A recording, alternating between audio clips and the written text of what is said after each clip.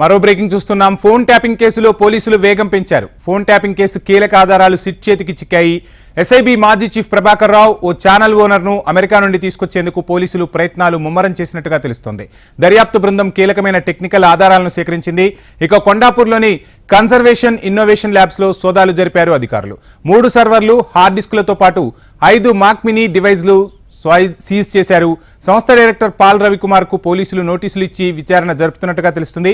ఇక సంస్థ senior manager Ragi Anantachari, software engineer Oleti Sitaram శ్రీనివాసుల స్టేట్మెంట్ ను పోలీసులు రికార్డు చేశారు. కన్జర్వేషన్ ఇన్నోవేషన్ ల్యాబ్స్ పరికరాలను ఫోరెన్సిక్ ల్యాబ్ కు పంపించారు. పాల్ రవికుమార్ 160 సిఆర్పిసి నోటీస్ జారీ చేసి స్టేట్మెంట్ ను రికార్డు చేశారు పోలీసులు. ఫోన్ ట్యాపింగ్ కేసులో సిట్ దర్యాప్తు ముమ్మరంగా కొనసాగుతోంది. దర్యాప్తుకు సంబంధించి ఓవరాల్ డీటెయిల్స్ మా క్రైమ్ ప్రతినిధి అమరేందర్ అందిస్తారు.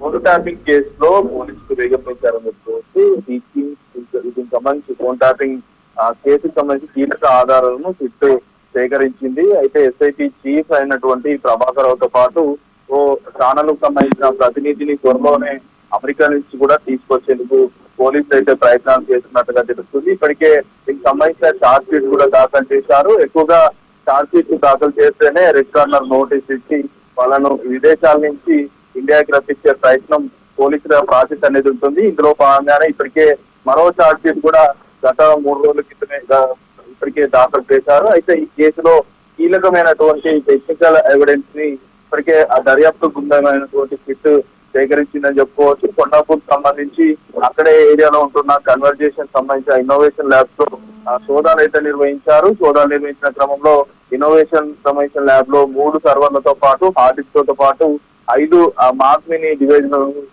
పోలీసు అయితే సీజ్ చేశారు. సంస్థ డైరెక్టర్ అయినటువంటి పాల్ రవికుమార్ కూడా నోటీసులు ఇచ్చి పోలీసులు విచారణ చేశారు. ఫోన్ ట్యాపింగ్ సంబంధించిన టెక్నికల్ ఆధారాలను పాల్ రవికుమార్ నుండి పోలీసులు అయితే సేకరించారు. అయితే ఇదే సంస్థలో పనిచేసే సీనియర్ మేనేజర్ అయినటువంటి రాగి అనంతచారితో పాటు సాఫ్ట్వేర్ ఇంజనీర్ ఓలేటి సీతారాం శ్రీనివాసన్ కూడా స్టేట్మెంట్లు కూడా పోలీసులు రికార్డ్ చేశారు. ప్రస్తుతానికైతే కన్వర్సేషన్ సంబంధించి ఏదైతే ఇన్నోవేషన్ ల్యాబ్ ఉందో వాటి పరికరాలకు సంబంధించి ఫోరెన్సిక్ ల్యాబ్ కూడా పోలీసులు పంపించారు. మరికొద్ది రోజుల్లోనే ఫోరెన్సిక్ ల్యాబ్ నుంచి దానికి సంబంధించిన వివరాలు కూడా వెల్లడే అవకాశాలు అయితే కనబడుతున్నాయి. అయితే పాల్ రవికుమార్ సంబంధించి ఇప్పటికే 160 సిఆర్పిసి నోటీసులు ఇవ్వడంతో పాటు అతని స్టేట్మెంట్ కూడా పోలీసులు రికార్డ్ చేశారు. ఫోన్ ట్యాపింగ్ కేసులో ఇంకా దర్యాప్తు కొనసాగుతుందని చెప్తున్నారు. ముఖ్యంగా చూసుకుంటే ఎస్ఐబి చీఫ్ అయినటువంటి ప్రభాకర్ రావుతో పాటు ఛానల్ ఓనర్ సంబంధించి ఇద్దరు కూడా ఇండియాకి వస్తే పూర్తిస్థాయిలో దీనికి సంబంధించి ఫోన్ ట్యాపింగ్ కేసుకు సంబంధించి డాటా కూడా వెలువడే అవకాశం ఉంది. పూర్తిస్థాయిలో ఈ కేసు కూడా